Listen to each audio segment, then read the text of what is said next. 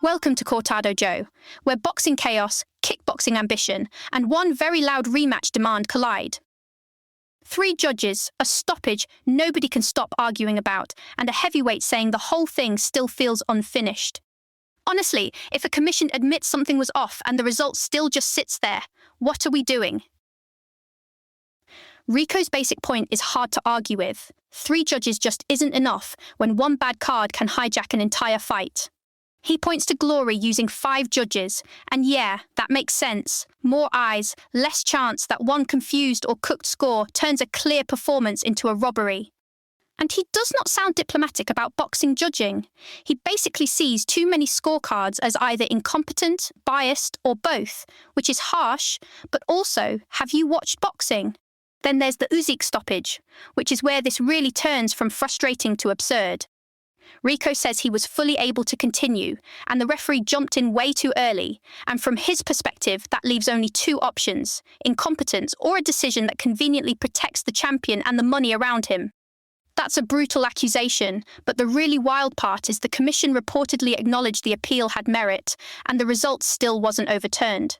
So now you have the sport doing that thing it loves to do, where everybody admits something feels wrong, but nobody actually fixes it.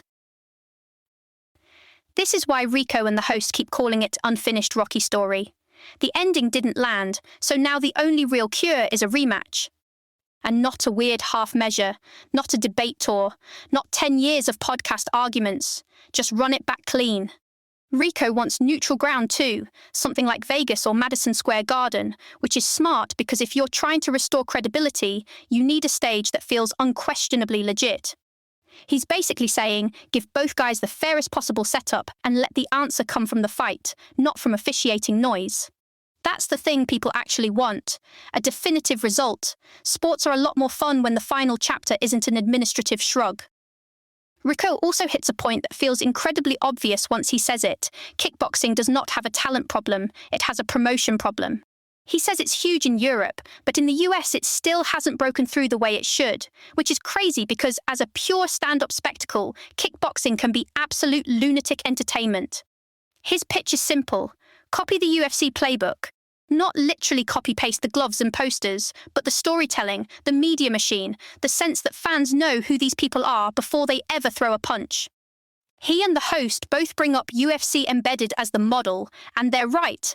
Give fans the life, the tension, the family, the routine, the small human stuff, and suddenly the fight means more. People don't just buy techniques, they buy stories, grudges, weird confidence, heartbreak, comeback energy. That's the whole engine. And if you're looking for attention, crossover fights are basically a cheat code now. Kickboxers fighting boxers, MMA guys fighting boxers. All these lane-switching matchups keep pulling interest because they answer the dumb, wonderful question everybody has. Okay? But what if these worlds actually collided? The Verhoeven-Usyk matchup is presented like a template for more of that, and Rico says talks have included names like Anthony Joshua, Deontay Wilder, and Francis Ngannou. That's a serious reminder that fighters aren't just defending titles anymore, they're managing brands across combat sports like free agents in a cinematic universe. Then add the location piece, which is maybe the most fun part. The Usyk-Verhoeven fight happened in front of the Egyptian pyramids, which is just elite overkill in the best way. That is how you make even casual people stop scrolling. Put giant heavyweights in front of one of the most famous backdrops on earth, and suddenly your poster is doing half the promotion for you. Rico says, why stop there? Times Square, historic landmarks, unconventional spots with real visual drama. If the money's there, the buzz can be enormous. Rico's training setup also sounds mildly insane, which is usually how you know an elite heavyweight is being honest. He's talking about high-volume strength work with short rest, multiple sets of 20 reps, and only around 30 seconds between them, trying to build muscle and cardio at the same time while carrying around 260 pounds. That is not beach body lifting, that's survive the fire lifting.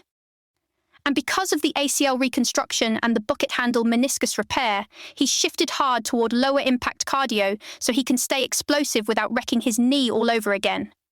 One detail that sticks is the weighted treadmill balloon setup he uses to reduce impact while keeping the conditioning intense.